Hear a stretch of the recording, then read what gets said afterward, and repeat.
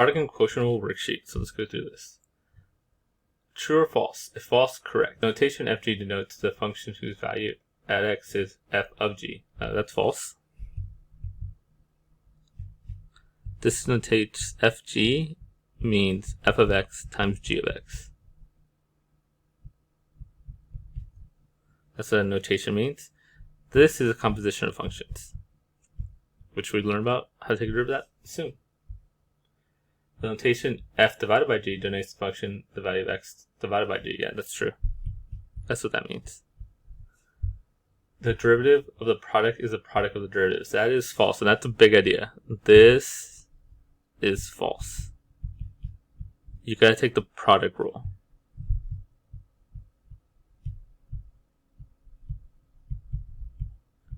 Right, so that's a big thing. When you're adding derivatives, it's to take derivative of each one, but when you're multiplying derivatives or you're dividing derivatives, there's a rule for it. You need to know the product rule, you need to know the quotient rule. True and false, if false, correct. The derivative of f of g at x equals 4.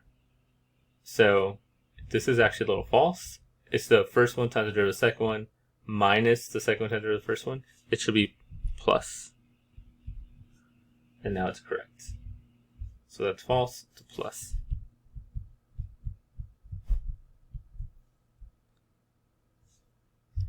Okay, the next one. F divided by g at x equals 4. The derivative of the bottom times the top plus the this is all a mistake.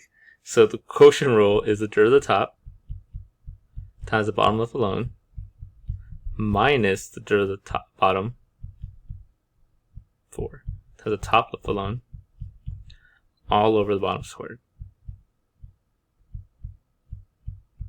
So there we go. So this is also false. Next one, the derivative of f of g, so on the product rule at x equals 0, derivative of the second times the first plus the derivative of the first times the second. That's good. I mean, it doesn't matter how you do. I tend to do derivative of the first one first, but it doesn't matter. So because of the plus sign, it doesn't matter. Quotient rule 100% matters because of the minus sign. So you make sure it's the derivative of the top first. Quotient rule doesn't really matter. It's a plus sign. So that's true. Okay, what is the derivative of f divided by g at x equals 1 if f of 1 equals f prime of 1 equals g of 1 equals 2 and g prime of 1 equals 4. So this one is actually a lot easier than it looks. So it looks a little scary, but really all it's saying is they want you to take the derivative of f over g. So how would you do that? Well, just product rule. So derivative of the top one.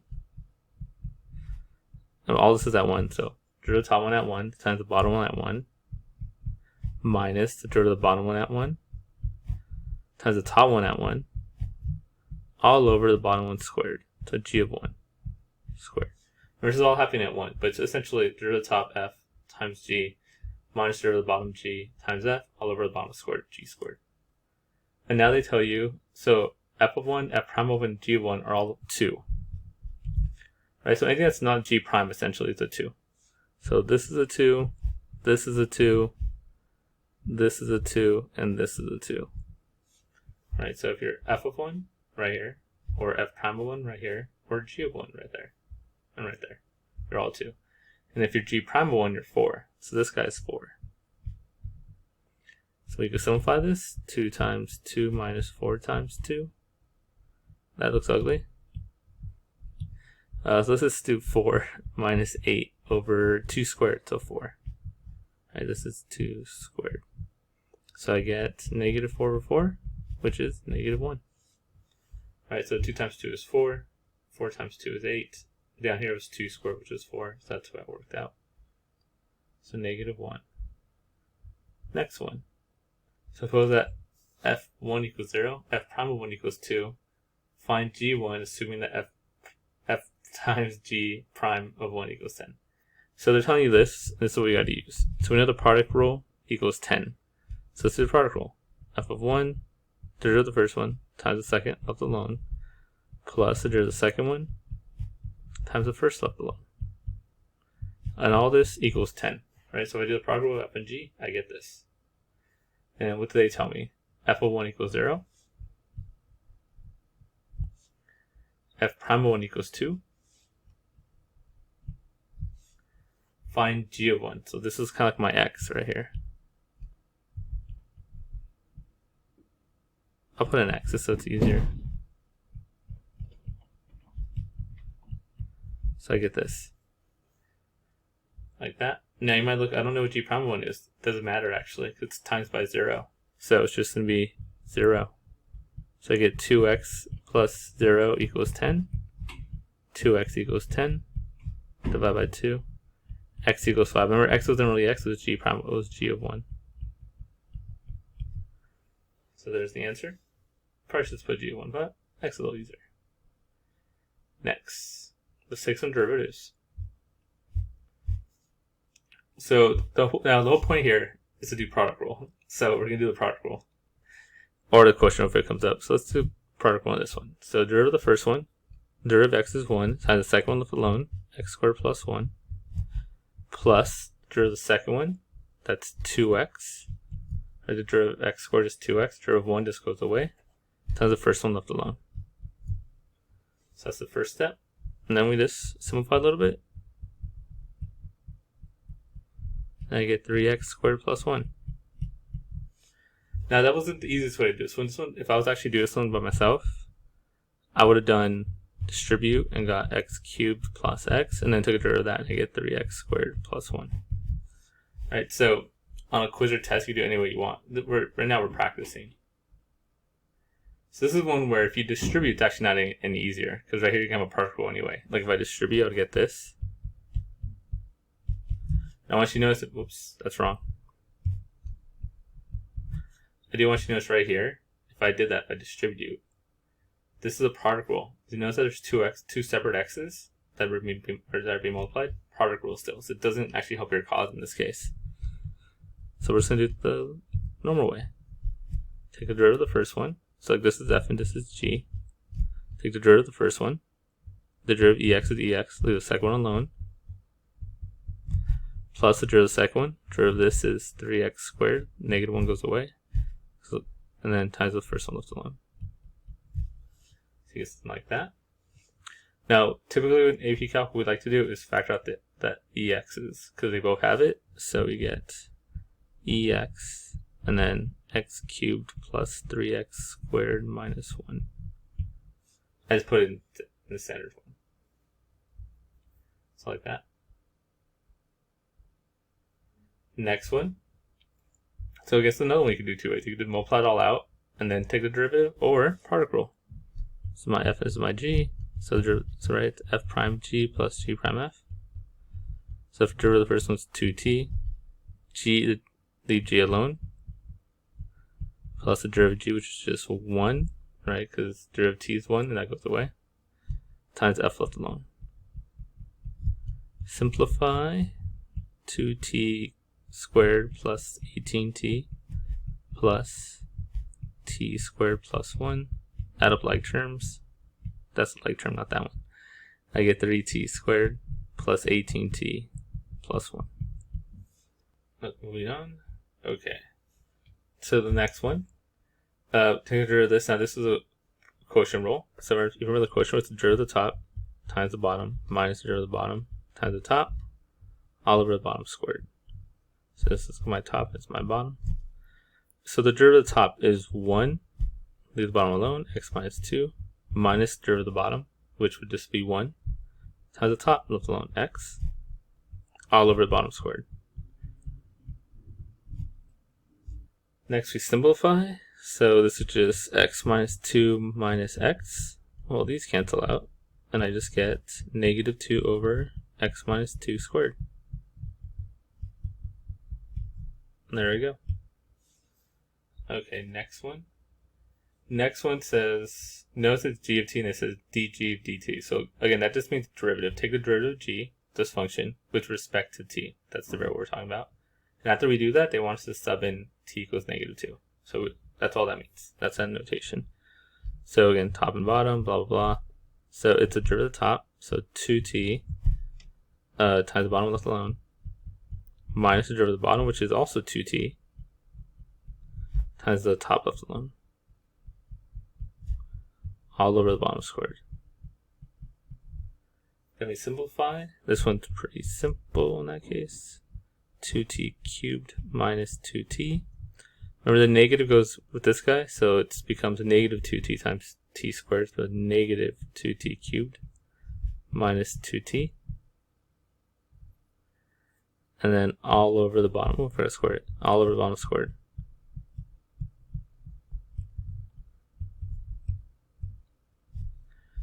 Simplify a little more. Looks like these cancel out. These are the same sign, so they don't cancel out. It's negative 4t all over t squared minus 1 squared. So that's my g prime. And then we gotta plug in negative 2. So g prime of negative 2 is negative 4 times negative 2 all over negative 2 squared minus 1 squared. Top is easy. That's just 8. Bottom, I gotta do this first. Order of operations, 4 minus 1 squared. So that gets me 3 squared, which is 9. So g prime of negative 2 equals 8 over 9. Okay, moving on. E to the x over x squared plus 1, another product quotient rule, sorry. So remember, this is my top and my bottom. Derivative of the top, ex times the bottom left alone, minus derivative of the bottom, which is 2x times the top left alone, all over the bottom squared. This thing I probably should order right here because of space. Anyway, it's okay. Simplify a little bit. So I get x squared e to the x plus e to the x minus 2x e to the x all over x squared plus 1 squared. I mean, honestly, I should just factor out the ex from the top, because that's all I'm going to do here. There's nothing much more I could do. Just factor out the ex, and I get x squared minus 2x plus 1. Right, I rearranged it with the 2x in the middle, put the 1 at the end, all over x squared plus 1 squared. And that's all you could do.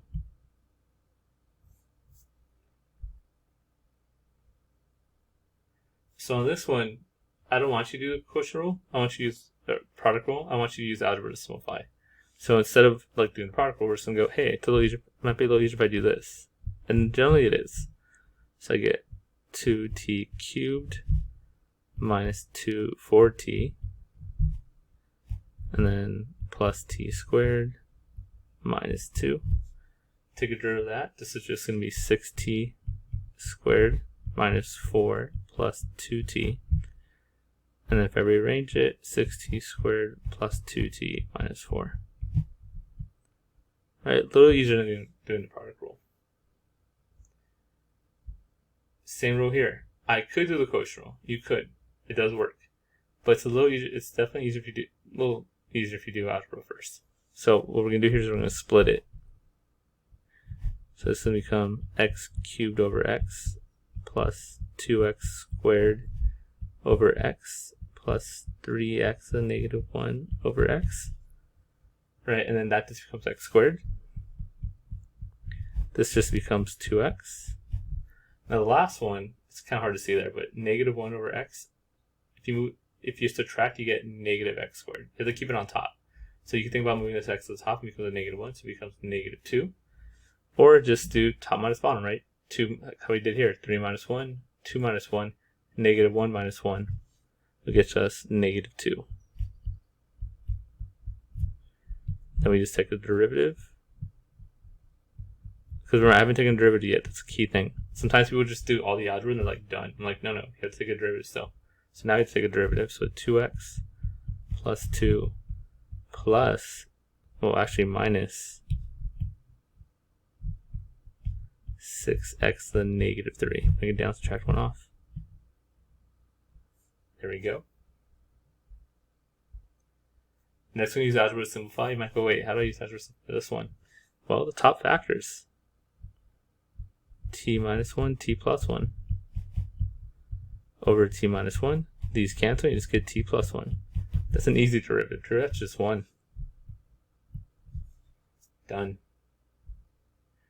So let's move on. Now this one we're actually not going to distribute it first. Mainly because if I did that first, I would again get x squared plus times ex, which again is just a product rule. So there's kind of no game going around it in this case. Let's just do the product rule from the start. G, remember the product was 0 to the first times the second, plus the derivative of the second times the first. So the derivative of the first one would just be 2x. Or the derivative of x squared is 2x, the derivative of 9 is a constant, so it goes away. Times the second one left alone. Plus the derivative of the second one, derivative of 2 is 0. Derivative of ex is just ex, so I get a negative ex, there's a negative in front. Times the first one left alone. And in this case, I'm just going to leave it like that. There's really nothing I could do. I can't factor in ex, so this is stuck with a 2. I can't factor in x because that's stuck with a 9, so this is what we have. Now the next one, I could do quotient rule, or you could do algebra to make it a little easier. That's the way we're going to go. We're going to try to do a little algebra first. So let's write this as 3 to the 1/2 minus 2 over x. Then I'm going to split it. Now for this one, that's where the algebra comes in. 1/2 minus 1, remember there's a 1 there, makes it 3x to the negative 1/2. You just subtract the powers. This one, flip the x to the top. Like that. Now we can take a derivative, because I haven't done that yet. Bring it down, subtract 1 off. I get negative 3/2 x to the negative 3/2, right, common denominator. And then on this one, bring it down, subtract 1 off. I get plus 2 x to the negative 2. Right. Negative 1 minus 1 is negative 2. This next one. So if you see here, I have a little ego sign because I want you to do some algebra first again. Because it's a little, you could do product rule, but then there's more simplifying afterwards. If you do right here, just simplify with a little algebra first. In the end, it turns out a little bit easier. So, but you add a lot of fractions here, right? So x to the 3/2 times 2x to the 4. So that's going to be 2x.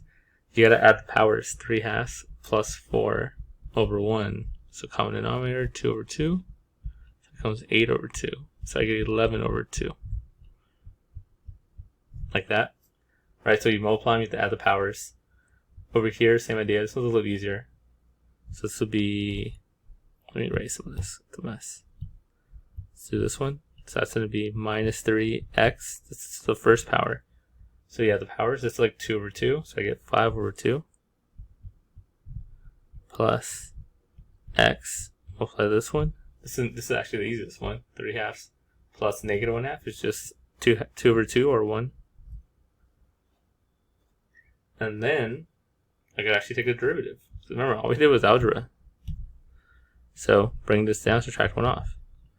11/2 times 2, well the 2's cancel, you just get 11x. Subtract the 1 off, so the common denominator is 2 over 2, so I get 9/2. Minus, bring this down. So I'm going to get, remember this is 3 over 1, so it's 15 over 2. X minus 1, common denominator, 2 over 2, so 3/2. And then this is a coefficient, this is an x, right? So it's this coefficient, which happens to be 1. And we get that ugly beast. Anyway, next one. Watch out. What do you notice? No x's. The derivative is just 0. This is just a number. This is a constant.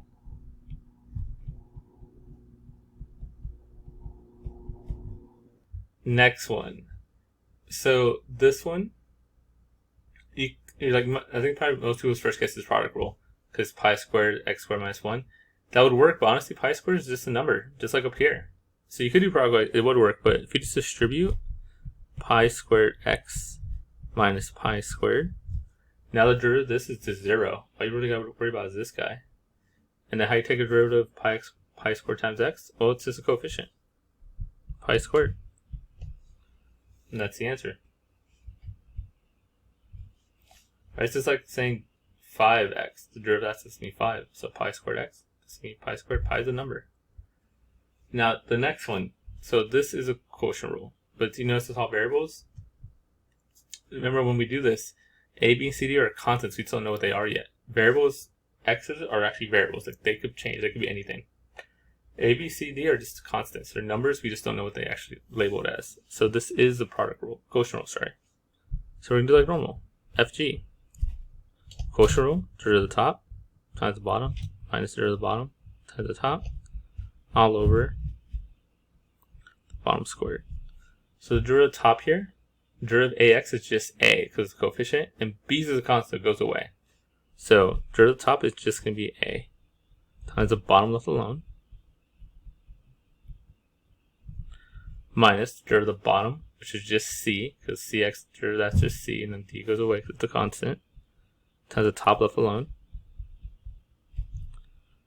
all over the bottom squared. 6 plus d squared. And all I really could do here is simplify a little bit. So put that in. Let's see what happens. ACX plus A. I'm running out of space. Let's do it down here. ACX plus AD minus distribute ACX minus CB all over the bottom squared.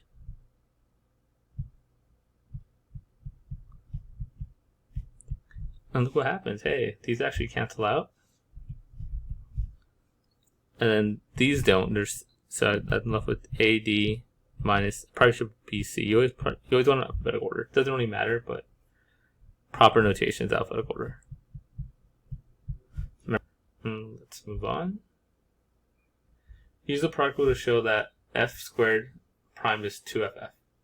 So all I want you to do is, okay, show that what happens if you take the derivative of f squared.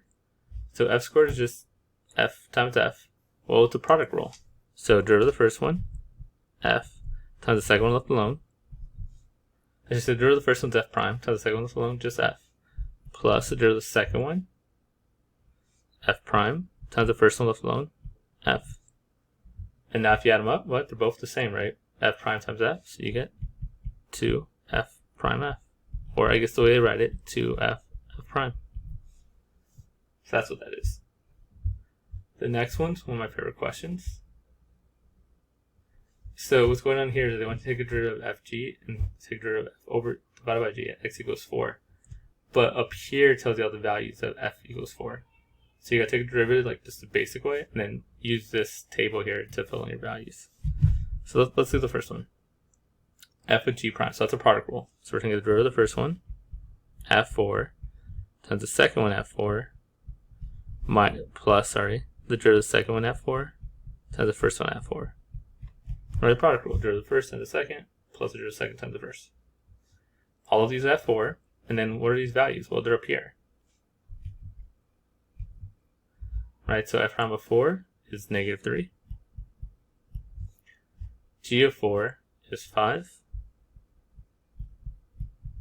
G prime of 4 is -1. And f of 4 is 2. This is -15, this is -2, I get -17. Done. Next one, quotient rule. Remember, quotient rule is derivative of the top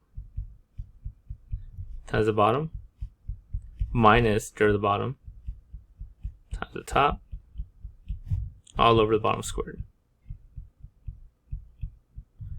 And just like we did last time, now we're going to sub it in. So f prime of 4 is -3.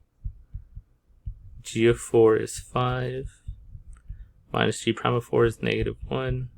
F of 4, I'm not sure why I put a little prime there. It should just be f. F of 4 is 2. Whoops.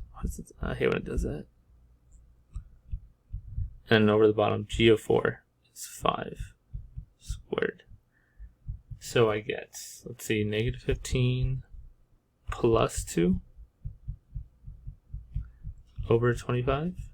So -13 over 25. Okay, the next one, calculate capital F prime of 4, where capital F of x equals x times lowercase f of x. So AP loves to do this. They'll just like label a function capital f of x, and they'll let you know capital f of x equals x times f of x. And now they want to know how you take the derivative of capital F of x. Well, take the derivative of this means you take the derivative of this. And that's just a product rule. So we do the product rule. Derivative of the first one, 1, right? The first one's x. Times the second one left alone. Plus the derivative of the second one, f. So the derivative is just f prime of x. Right? When anytime they give you f, they say take a derivative, that's the easiest derivative in the world. It's just put a little prime next to it. And this is bugging me now because I have lowercase. I gotta watch out. There we go. I gotta watch out because it's lowercase. Lowercase prime of x times the second one left alone, x. Right, so the product rule. Derivative of the first one, x is to 1, times the second one left alone, plus derivative of the second one, f. Derivative of f is this f prime, times the first one left alone. And then these are all supposed to be at 4. So plug in 4 for all the x's, including x itself. That's just the 4. Right, so we're plugging 4 in for all the x's. So I get this, and then we have to go back up there to figure out what f of 4 is and f prime of 4 is. F of 4 is 2, f prime is negative 3. So this is 1 times 2, plus this is negative 3 times 4. So 2 plus negative 12 is negative 10.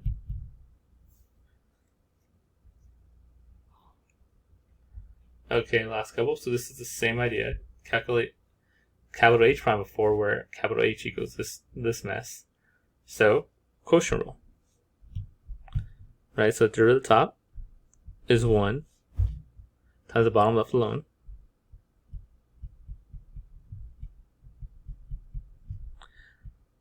Minus the derivative of the bottom. Oh, that's annoying. Derivative of the bottom is a product rule. So you gotta do a product rule inside of this quotient rule. So the derivative of the bottom, that's a product rule. Two things we multiply each other. So the derivative of the bottom is the derivative of the first one times the second one left alone, plus the derivative of the bottom, the second one, times the first one left alone. Right? All of this was the derivative of the bottom. Then you have times by the top one left alone. Now remember, all of this, right? We're doing a quotient rule. So this is f and g, and this essentially was f prime g minus g prime f. But we can't forget, the quotient rule is that all over the bottom squared. So we still put the bottom, all this over the bottom squared.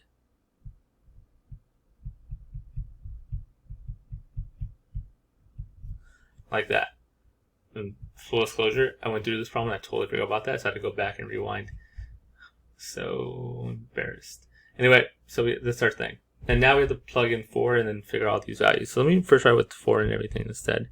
So this is going to be g of 4, f of 4. Normally I would skip this step, but since I'm teaching, g of 4, f of 4, plus f prime of 4, g of 4, times 4, it's a lot of 4's, g of 4, f of 4, and then squared.